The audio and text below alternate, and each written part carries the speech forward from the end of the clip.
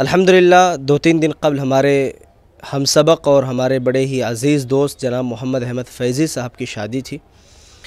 میں دعا کرتا ہوں اللہ تعالیٰ سے کہ اللہ تعالیٰ ان کی اس زندگی کو خوشگوار بنائے اور ان کی زندگی میں خوشیاں آئیں، یہ ہم دل سے دعا کرتے ہیں۔ ہمارے استاذ محترم اور جتنے بھی طلباء نے شیخ سے تعلیم حاصل کی ہے، فضیلت الشیخ جناب عبدالسمیع مدنی حفظہ اللہ، جو کہ شیخ الجامعہ تھے ایک وقت میں، جامعہ اسلامیہ دریا آباد، اس وقت وکیل الجامعہ ہے، تو شیخ سے جو ہے اس نکاح کی تقریب میں ملاقات ہوئی اور اتفاق ایسا ہوا کہ شیخ نے جو ہے مجھے نظم پڑھنے پر جو ہے مکلف کیا، تو میں نے جو ہے شیخ کے حکم پر 2-4 حمد کے اشعار میں نے سنائے، جو کہ ویڈیو میں آپ دیکھ ہی سکتے ہیں۔ نکاح کی مجلس شروع ہوتی ہے، استاذ محترم نے اتنی جامع اور اتنی زبردست تقریر کی کہ واقعی سامعین کے دل کو جو ہے انہوں نے موہ لیا۔ میں خود چاہ رہا تھا کہ واقعتاً شیخ محترم بولتے جائیں اور ہم سنتے چلے جائیں۔ یہ ویڈیو میں آپ سبھی کو سنانا چاہتا ہوں، ایک میسج اور ایک پیغام کے طور پر ہمارے استاذ محترم نے بڑی زبردست نصیحت کی ہے، اور یہ نصیحت ہر اس شخص کو کرنی چاہیے جسے نکاح پڑھانے کے لیے مکلف کیا جاتا ہے۔ شیخ نے 2-3 پوائنٹس پہ بڑی زبردست وضاحت کی۔ شیخ نے کہا کہ ایجاب و قبول ضروری ہے اور نکاح کا اعلان ہونا چاہیے۔ پھر نکاح کے اعلان کے طور پر شیخ نے بڑی تفصیلی گفتگو کی، کہا کہ اس لیے تاکہ بے حیائی فحاشی عام نہ ہو، اس پر پابندی لگائی جا سکے، کورٹ میرج سے جو ہے بچایا جا سکے ہمارے نوجوان نسلوں کو، ہے نا، کہ جو بھاگ کر کے شادی کرتے ہیں والدین کی اجازت کے بغیر، اس پر بھی جو ہے پابندی لگائی جا سکے۔ اور شیخ نے بہت ساری غلط جو رسومات ہیں نا ہمارے سماج کے اندر، معاشرے کے اندر، پر شیخ نے روشنی ڈالی۔ کہا کہ جیسے نکاح کی تقریب میں بہت سارے لوگ جو ہے ہمارے یہاں دیہاتی زبان میں ڈھکیا بولتے ہیں، اس میں ٹاول وغیرہ اور بہت ساری چیزیں رکھ کر کے لائی جاتی ہیں، مشرکوں کی مشابہت ہے۔ اگر برکت کے طور پہ آپ کر رہے ہو تو یاد رکھو کہ یہ عمل ہمیں شرک تک پہنچا سکتا ہے۔ واقعتاً مطلب بہت ساری ایسی چیزیں ہیں جسے ہم اگنور کر دیتے ہیں، جس پر توجہ نہیں دیتے، اور وہ چیزیں قابل ملاحظہ ہوتی ہیں، قابل غور ہوتی ہیں۔ اسی طریقے سے شیخ نے کہا کہ عام طور پہ نکاح کی جب تقریب ہوتی ہے تو بہت سارے لوگ اجتماعی طور پہ ہاتھ اٹھا کر کے دعا کرتے ہیں۔ میں بھی جب کہیں نکاح پڑھاتا ہوں، نصیحت کرتا ہوں، تو میں یہ بات تاکیدی طور پہ بیان کرتا ہوں، دیکھو نکاح کے بعد مسنون طریقہ یہ ہے کہ ہم نوشا کو، دولہا دلہن کو دعا دیں، بارک اللہ لک و بارک علیک وجمع بینکما فی خیر، یہ دعا ہمیں اور آپ کو دینی چاہیے، اور یہی دعا اللہ اس کے رسول صلی اللہ علیہ وسلم نے ہمیں کھائی ہے۔ شیخ نے کہا کہ یہ دعا نوشا کو ممی حضرات پیش کریں، یہ دعا دیں، ان کی زندگی مبارک ہو۔ تو بہرحال بتانے کا مقصد یہ ہے کہ میں وہ ویڈیو آپ کو دکھانا چاہتا ہوں۔ یہ تو میں نے اسٹارٹنگ میں بہت ساری باتیں میں نہیں بول سکا ہوں جو شیخ کے بیان میں آپ سنیں گے۔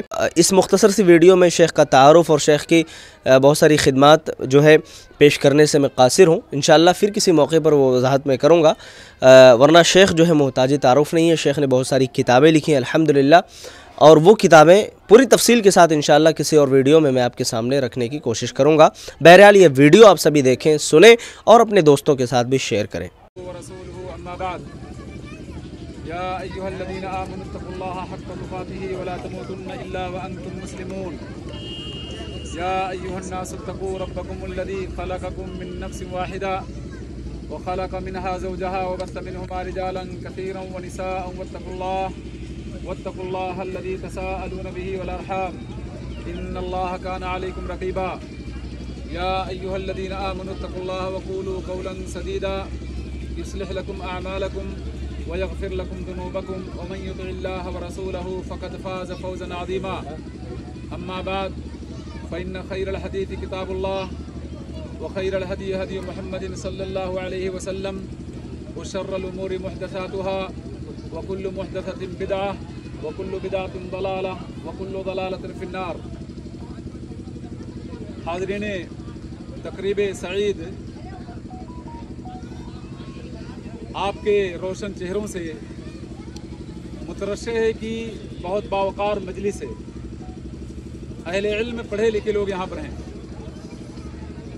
ایسے لوگوں کے بیچ علمی گفتگو اپنی اہمیت رکھتی ہے۔ نکاح کا یہ موقع ہمیں اس بات کا پیغام دیتا ہے کہ نکاح کے بارے میں لازمی چیزیں کیا ہیں جن کے بغیر نکاح ناتمام ہے، ان پر فوکس کیا جائے، ان پر توجہ دی جائے۔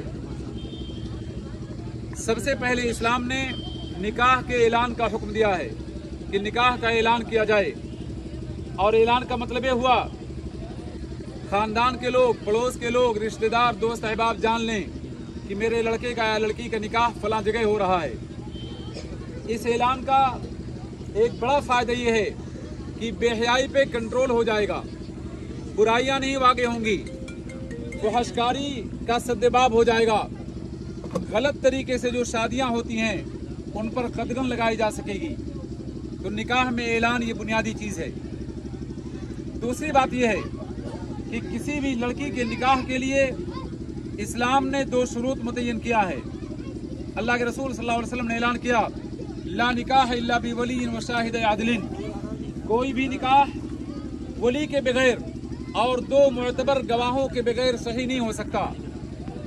इसलिए किसी भी लड़की का निकाह अगर लड़की के अपने मनमानी मर्जी के मुताबिक हो, चाहे भाग कर वो शादी करे या लव मैरिज और कोर्ट मैरिज करने की कोशिश करे, ऐसी लड़कियों और लड़कों के निकाह के बारे में आप अच्छी तरह जान लें कि इस्लाम में ऐसी शादियां कतई तौर पे जायज़ नहीं होंगी।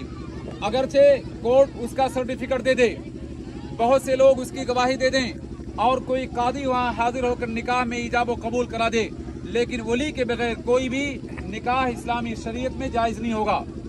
2 मुअतबर गवाहों का मतलब हुआ ऐसा इंसान जो कोर्ट मैरिज में गवाह बने, लाजमी तौर पे उसने अपने एतबार को खो दिया और वो आदिल नहीं रहा, लिहाजा उसकी गवाही का इस्लाम में कोई एतबार नहीं है। आज निकाह के बारे में सबसे बुनियादी चीज़ जिस पर हमें फोकस करने की ज़रूरत है वो वलीमा है। वलीमे में अपनी कुव्वत को जाहिर कीजिए, अच्छे खाने खिलवाइए, 1 टाइम खाना खिलाइए, 2 टाइम खिलाइए, 2 दिन 3 दिन तक खिलाते रहिए, इस्लाम में ये जायज़ है। लेकिन वलीमे को मुअख्खर कर देना, आज रुखसती हुई परसों वलीमा करेंगे, 2 दिन बाद वलीमा करेंगे, इस हुज्जत से कि बावर्ची नहीं मिला, फलां रिश्तेदार नहीं पहुंच पाएंगे, फलां बहनोई दामाद नहीं पहुंचेगा, ये सारी बातें दरअसल इस्लामी तालीमात की मुखालफत का नतीजा है। वरना अगर अल्लाह के रसूल सल्लल्लाहु अलैहि वसल्लम की निकाह और रुखसती को देखिए तो खैबर से वापसी के मौके पर अल्लाह के रसूल सल्लल्लाहु अलैहि वसल्लम ने सफिया से निकाह किया और रास्ते ही में आपकी बिना हो गई। आपने सुबह करने के बाद सहाबे किराम से कहा जिसके पास जो कुछ है लेकर हाजिर हो जाए। सहाबे किराम ने माहदर पेश कर दिया, दस्तरखान पे खाने की चीजें रख दी गई, सहाबा को बुलाया गया। नबी सल्लल्लाहु अलैहि वसल्लम ने कहा जान लो ये मेरी बीबी सफिया का वलीमा है। रास्ते ही में आपने वलीमा कर दिया, जो इस बात की दलील है कि अगर शादी में बरकत देखना चाहते हो तो अपने मिजाज को बदलो। जब मियाँ बीवी में इख्तिलात हो जाए उसके मान बाद वलीमा करने की कोशिश करो, यही असल है और यही शादी की बरकत है। शादी में एक अहम चीज जो नबी सल्लल्लाहु अलैहि वसल्लम की जिंदगी से महसूस होती है, आपने जब किसी इंसान को शादीशुदा देखा, अभी आपने शेख की जुबानी सुना कि अल्लाह के रसूल सल्लल्लाहु अलैहि वसल्लम ने नमाज के बाद एक शख्स के जिस्म पर जर्दी के आसार देखे। जर्दी के आसार देखने से बहुत से लोगों के ज़हन दिमाग में बात आती है कि शायद रंग लगा दिया औरतों ने। बात ऐसी नहीं है। बात सिर्फ इतनी है जैसा कि हाफिज इब्न हजर ने लिखा है कि उस वक्त दुल्हन को तैयार करने के लिए इज़फिर घास इस्तेमाल होती थी जिसका रंग जर्द होता था, और दुल्हन को जर्द रंग से अगर तैयार किया जाए, आरास्ता और संवारा जाए तो यकीनी तौर पर हुस्न में निखार पैदा होता है। तो अरब के दस्तूर के मुताबिक इज़फिर घास के जरिए दुल्हन को तैयार किया जाता था, और दूल्हा जब दुल्हन से इख्तिलात करेगा तो लाजमी तौर पे उसके जिस्म का रंग या उसके जिस्म की रंगत पसीने वगैरह की वजह से दूल्हे के कपड़े पर नुमाया हो जाएगी। इतनी सी बात थी। आपने शादी को महसूस किया और सवाल किया मुबारकबाद के अंदाज में। और सवाल क्या किया था? आज के दूल्हे से आप सवाल करते हो तुम्हें क्या मिला, लेकिन नबी ने दूल्हे से सवाल किया था तुमने शादी की महर क्या दिया। मालूम हुआ कि दूल्हा की आजमत, मर्द की कवामियत और मर्द की हाकिमियत का मतलब ये है कि सवाल ये ना किया जाए तुमने क्या लिया, तुम्हें क्या मिला, बल्कि सवाल ये होना चाहिए तुमने लड़की को, अपनी बीवी को महर में क्या दिया, गिफ्ट में क्या दिया, हदिये में क्या दिया।